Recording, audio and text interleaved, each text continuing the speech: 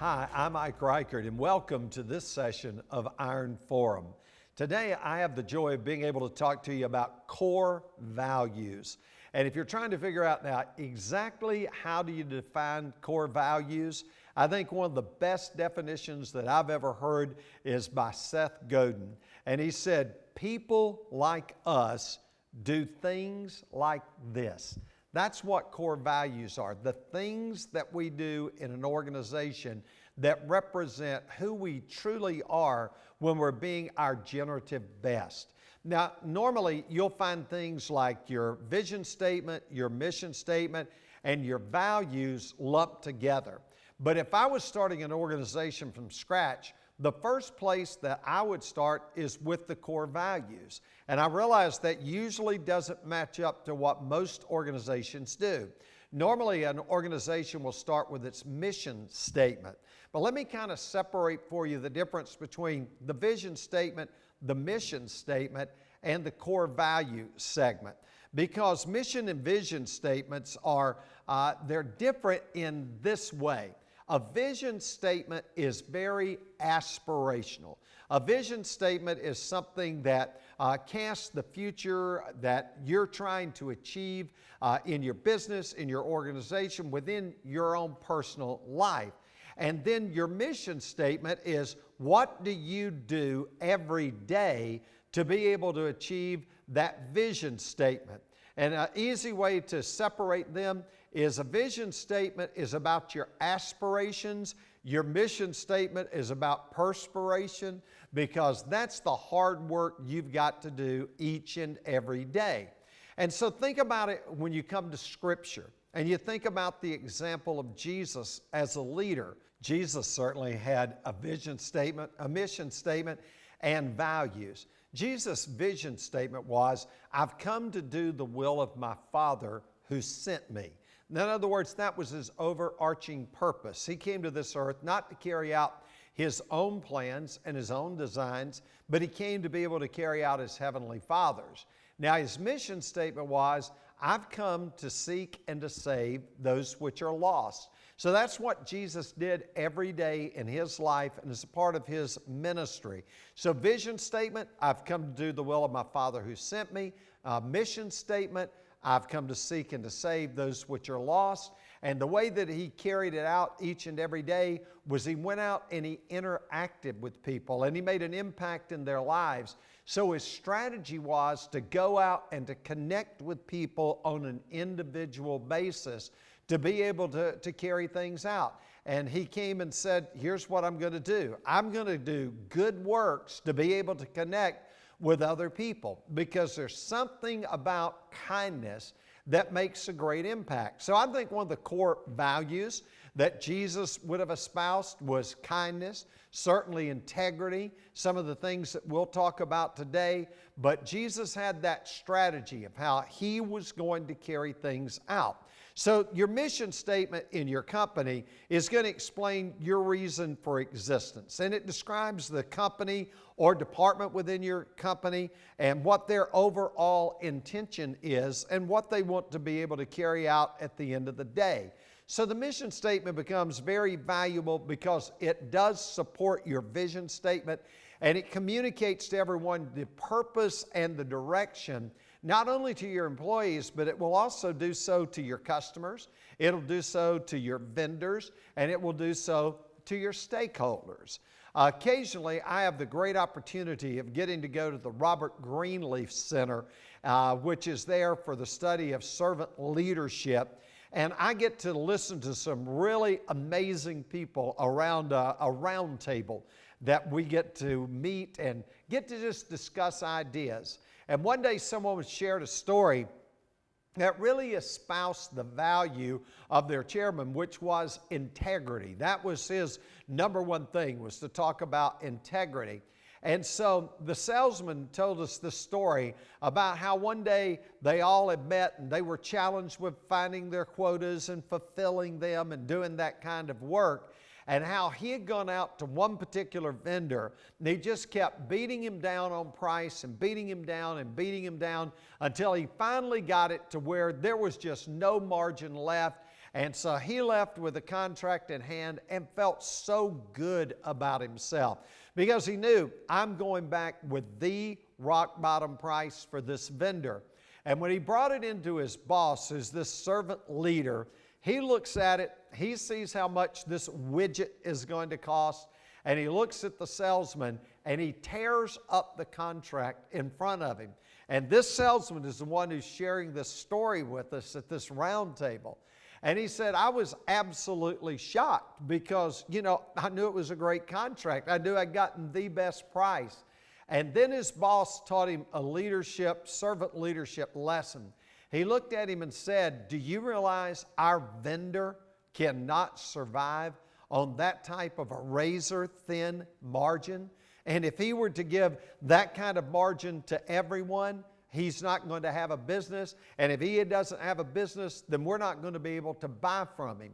And so he taught him a value there of not just negotiating for yourself, but being concerned about your vendor in that particular situation.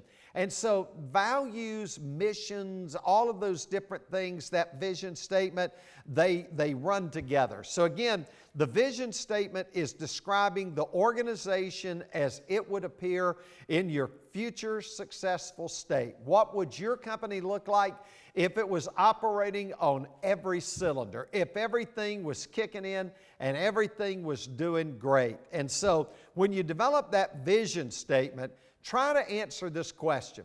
If your organization were to achieve all of its strategic goals, what would it look like, say, 10 years from now?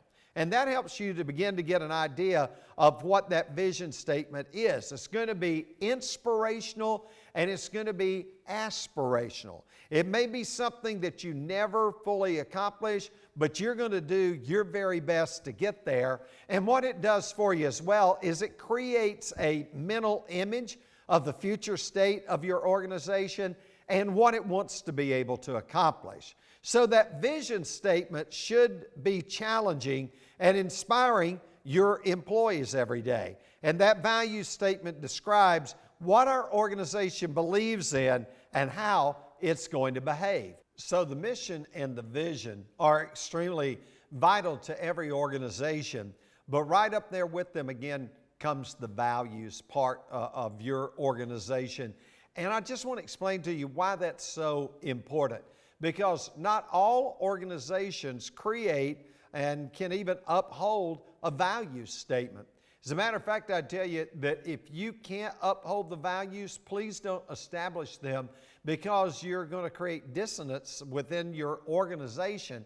You're going to create confusion, because if they look and they see values that are printed out and you've worked on, and yet at the same time you're not following them, then it's just going to end up causing all kinds of confusion with your people. So make sure that if you're going to do the values in a values-led company, that you're not just creating, an idea, but you're actually creating for them a moral compass for everyone in the organization. And it starts with you, the leader, because if you're not following those values, then the organization is certainly not going to do so as well. So what it does in creating that compass for you is it gives you a guide when it comes to making decisions and creating a standard where you're having to base your actions to be assessed against. And so it gives you that baseline in your organizations that these are the things that are non-negotiable. These are the things that we're going to live for and we're going to die for, because that value statement defines the most deeply held beliefs and principles that make up your organizational culture. So these values are an internalized framework that you put together that you can share, and then you can act on them throughout your leadership. So management cannot create a new value statement and just expect that somehow that these values are going to become the core values for the organization. For the organization to have effective value statements and a purpose around those, you got to fully embrace the values and use them then to be able to guide the attitudes, the actions, the decision making that you're doing on a daily basis. So it becomes not only a moral compass for your organization, but it becomes a filter for everything that you are doing. And I can tell you that developing a values-led organization can be a difficult and sometimes slow process. But if you are committed to this within your organization and you make that long-term commitment to these types of values, it can be a game changer for your organization. So, what are the values then that are the core of your organization and what your organization cherishes? Because it can be different for each and every organization. I mean, I think there's going to be some core things that are going to be in there for virtually every organization, but there's going to be certain things that you may value. So those values are beliefs that manifest how your employees should be acting within your workplace. And values represent an employee's most significant commitments to what they find that are valuable in their own life. So the values as core values are the governing values.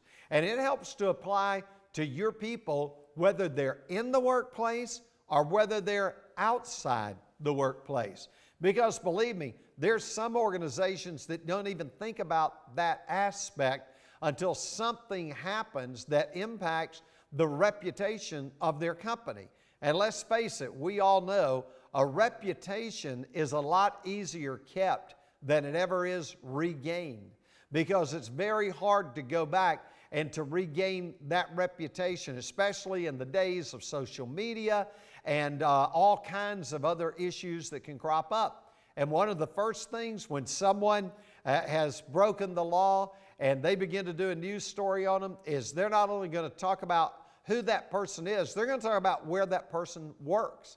And so you want to make sure that the people that you're selecting to be in your organization know that the values that you expect from them in the workplace are no different than the values that you expect for them when they're out, going about their own lives or being in their own private situations. You want to make sure that there's congruency there and there's a wholeness that's taking place.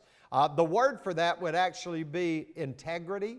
And, integrity is a key value. Again, I think just about every organization would list integrity. But sometimes people become even confused about, well, how do you define integrity? And you could ask probably 15 different people, what does integrity mean? And they might all have a different answer, and they may all be good answers.